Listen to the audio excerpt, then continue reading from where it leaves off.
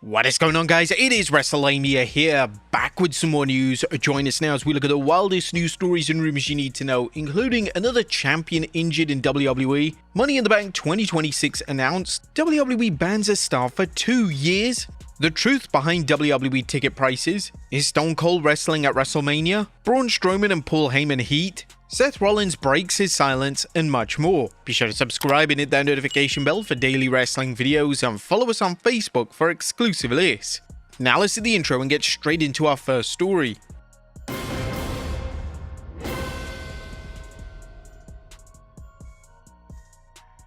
Now our first story looks at another champion injured. Our top story today takes a look at the latest injury news in WWE, as it appears yet another reigning champion is now injured. Sol Rucker reportedly hurt her knee during a match on SmackDown last week, and on NXT TV last night, it was revealed that she was unable to defend her NXT North American title for the foreseeable future. Now it does appear that WWE are using the injury to further a storyline, as a friend and tag partner Zarya offered to defend the title in her honor. This now means that Zarya will defend the title on her behalf at Halloween Havoc. Next up, Money in the Bank 2026 announced. Now in a major shakeup to the WWE PLE calendar, it's now been confirmed that Money in the Bank 2026 will take place in September. In an official press release issued today, WWE revealed that the popular event will take place on September 6, 2026. WWE, in conjunction with the Greater New Orleans Sports Foundation and Legends Global, has announced that Money in the Bank will now take place Sunday, September 6, 2026, 1 week later than originally announced, at the Smoothie King Center in New Orleans. Now, the Money in the Bank PLE is traditionally held before SummerSlam, but WWE are deviating away from this, likely due to the World Cup taking place in North America. Next up, Seth Rollins breaks his silence. The former WWE World Champion Seth Rollins has finally broken his silence. The WWE star took to Instagram to post a photo of him in a sling, and the caption read, "Caffeine and clarity, see you on the other side. P.S. I love football." Now there's no concrete news on how long Rollins could be out of action for, as it all depends on how speedy his recovery is. As things stand, WWE's creative plans have gone out the window, and the highly anticipated Rollins vs Roman Reigns match is off the table for WrestleMania 42. Initial plans for Rollins' reign were reportedly to see him defend against CM Punk at Saturday night's main event, and then lead Team Vision into battling at War Games against babyfaces such as Reigns and Punk. Next up, WWE bans a star for 2 years.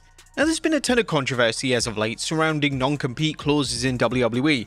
It surfaced that due to Andrade breaching his non-compete clause, he would be unable to wrestle in AEW for a whole year, and now it's surfaced directly from Samantha Irvin that a non-compete clause is for 2 whole years. 2 years for an announcer.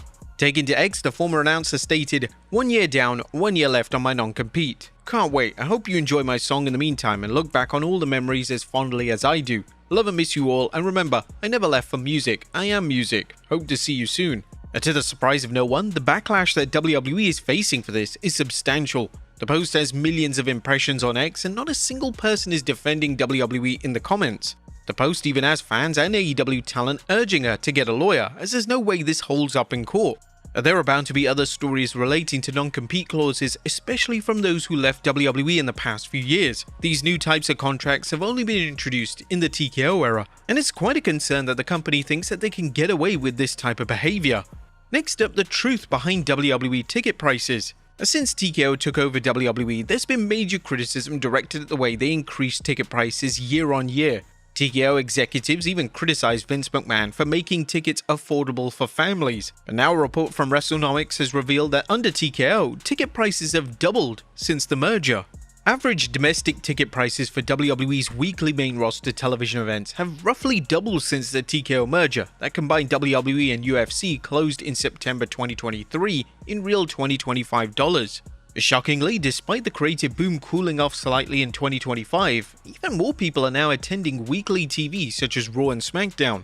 For those suggesting that WWE's surging consumer business, visible at least since McMahon backed off from the creative control in 2022, has cooled this year, the numbers in live events don't support that. Despite record high prices, more people are attending Raw and SmackDown events, not fewer. Ticket prices are only likely to increase, but the product does have to remain hot. Whilst the report does indicate that this isn't a factor currently, in the long term, it without a doubt will be. During the Attitude Era, it took some time for the impact of the popular era coming to an end to truly hit ticket sales, and this is likely going to be the case here. Thankfully for WWE, it's been widely reported that they are aware that they need to improve their creative output. This at least shows some self-awareness, which without a doubt wasn't present during the final few years of Vince McMahon running the company. Next up, a legend re-signs with WWE. Now it's official, legendary ring announcer Lillian Garcia has re-signed with WWE. Garcia took to her personal Instagram page to announce that she has signed a new 2-year contract with the company, which is why I'm so excited to announce that just yesterday I signed on for another 2 years with WWE. None of that is possible without you. Love you all and can't wait to continue riding this journey with you. See you next at Saturday night's main event, November 1st in Salt Lake City, Utah. Garcia is one of the most acclaimed ring announcers in WWE history, and there are consistently vocal calls from fans to see her inducted into the WWE Hall of Fame. Garcia first signed with WWE in 1999, which means she is one of the only names from the Attitude Era still actively employed by the company. Next up, John Cena is WWE's biggest draw. Last week, tickets for John Cena's final match went on sale, and it was reported that there were around 50,000 fans just in the queue for tickets. But it's now been reported via WrestleTix on X that WWE has sold just under 15,000 for Cena's final match in the space of a few days. This is an insane number and highlights just how big of a draw the former WWE champion is. However, they could have easily used a stadium for the show, but it's believed that they want to have political figures in attendance, so that's why they chose the Capital One Arena in Washington, D.C. Next up is Stone Cold wrestling at WrestleMania. Every year there are rumors that Stone Cold Steve Austin could be wrestling at Mania. In the latest report on the topic, Sean Ross Sapp on Fightful Select Q&A stated that there are currently zero rumblings that Austin is working WrestleMania, but Austin did tell people at WrestleMania this year that one more match is a possibility. I've not, and usually in the months leading to WrestleMania, I've heard if something is pitched his way. We heard ahead of his Kevin Owens return, and when the Roman Reigns pitch was made, I haven't heard about 2026 as of yet. He did tell people at WrestleMania 41 he might have one left in him. The WWE Hall of Famer returned to the ring at WrestleMania 38 in an acclaimed match against Kevin Owens. This marked Austin's first match since 2003, and fans were shocked at how strong the Texas Rattlesnake's performance was, as he showed no signs of ring rust. Next up is a former world champion returning.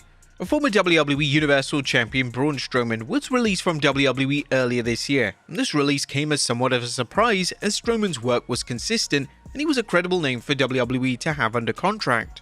Strowman recently appeared on the In The Click podcast, and he confirmed that despite online rumors, he will not be returning to WWE anytime soon. I'm just curious though, one other thing. I know that Bill Apter, I think, was reporting, your contract expired earlier this year, but there's the possibility of you coming back like on a part-time basis. Are you able to kind of clarify for the WWE universe out there, like what is your status? Don't believe the stuff you hear on these dirt sheets, because none of it is real.